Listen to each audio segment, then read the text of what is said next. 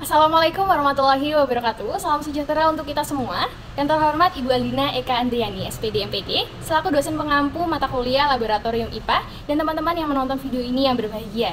Di kesempatan kali ini, kita berkesempatan untuk mempelajari tentang kesehatan dan keselamatan kerja di laboratorium. Dengan saya, Denisa Tiara Citra, dengan NIM 2301050123 dengan presensi 11 dari Rombel M Universitas Negeri Semarang. Kemudian, tujuan pembelajaran pada hari ini adalah untuk mengetahui penanganan apa saja jika terjadi kecelakaan di laboratorium. Yang kedua, agar kita dapat melakukan praktikum di dalam laboratorium dengan aman dan nyaman. Kemudian yang ketiga, untuk mengetahui peraturan-peraturan keselamatan dasar yang ada di dalam laboratorium. Kemudian yang empat, tentu saja untuk mengurangi resiko-resiko kecelakaan saat kita melakukan praktikum di dalam laboratorium. Nah, keselamatan kerja ini ada dibagi dua. Yang pertama ada alat bantu pada prosedur kerja, yang kedua ada alat bantu pada pertolongan pertama, di mana alat bantu pada prosedur kerja ini dibutuhkan untuk mengurangi resiko-resiko kecelakaan pada saat kita melakukan praktikum. Contohnya ada penjepit tabung reaksi. Penjepit tabung reaksi digunakan untuk melindungi tangan kita dari cairan-cairan yang ada di dalam tabung reaksi, atau mungkin tabung reaksinya panas seperti itu.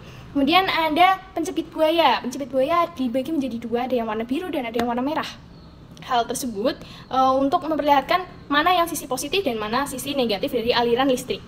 Kemudian alat bantu pada prosedur kerja yang lainnya ada peraturan.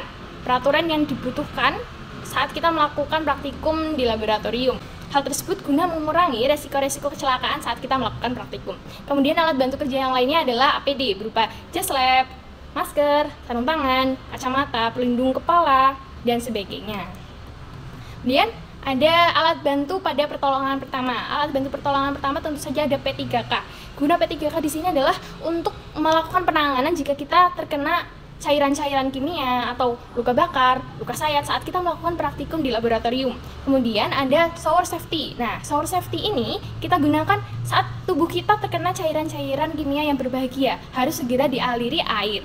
Jadi kita menggunakan shower safety. Lalu yang ketiga ada APAR, alat pemadam api ringan. Nah, alat ini digunakan untuk memadamkan api. Nah, di sini saya ada contoh dari APAR itu sendiri. Seperti ini bentuk dari APAR. Wah, berat. Kemudian, nah saya tampilkan contoh dari peraturan yang ada di laboratorium, seperti harus datang tepat waktu, tidak boleh makan dan minum, dan sebagainya. Kemudian di sini juga ada simbol-simbol dari bahan berbahaya yang ada di laboratorium. Contohnya seperti racun, mudah meledak, mudah terbakar, seperti itu. Simbol-simbol tersebut harus diketahui oleh para praktikan ataupun pengajar agar kita lebih berhati-hati dalam melakukan praktikum di dalam laboratorium. Nah, ini ada upaya-upaya yang bisa kita lakukan untuk mengurangi resiko kecelakaan saat kita melakukan praktikum. Upaya yang pertama, peserta didik maupun mengajar harus mengetahui peraturan-peraturan yang ada di lab, seperti yang tadi sudah saya katakan dan contoh-contoh peraturan yang saya sudah tampilkan tadi. Lalu upaya yang kedua, jangan makan dan minum di dalam laboratorium. Nah, takutnya jika kita makan dan minum di dalam laboratorium, makanan dan minuman kita akan terkontaminasi dengan cairan-cairan yang ada di lab. Yang takutnya itu membahayakan bagi tubuh kita. Kemudian, kita selalu menggunakan APD sesuai dengan ketentuan yang berlaku untuk melindungi tangan, melindungi pernafasan, dan sebagainya. Lalu, kita harus mengetahui penanganan-penanganan apa saja yang harus kita lakukan jika terjadi hal-hal yang tidak diinginkan, seperti luka bakar, terkena cairan yang berbahaya, dan sebagainya. Kemudian, nah, ini kesimpulan dari pembelajaran kita hari ini. Penerapan keselamatan dan kesehatan kerja atau P3K sangat diperlukan. Penerapan K3 ini juga harus memiliki prosedur yang benar dan harus diikuti sesuai dengan peraturan. Karena apabila K3 tidak terlaksana, tentu saja akan memberikan dampak buruk bagi para praktikan.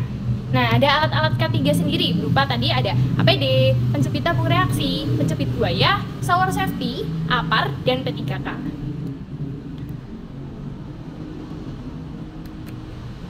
Baik, terima kasih telah memperhatikan.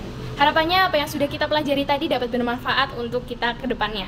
Kemudian jika teman-teman ada pertanyaan bisa tulis di kolom komentar di bawah ini. Dan mohon maaf apabila ada kesalahan kata. Wassalamualaikum warahmatullahi wabarakatuh.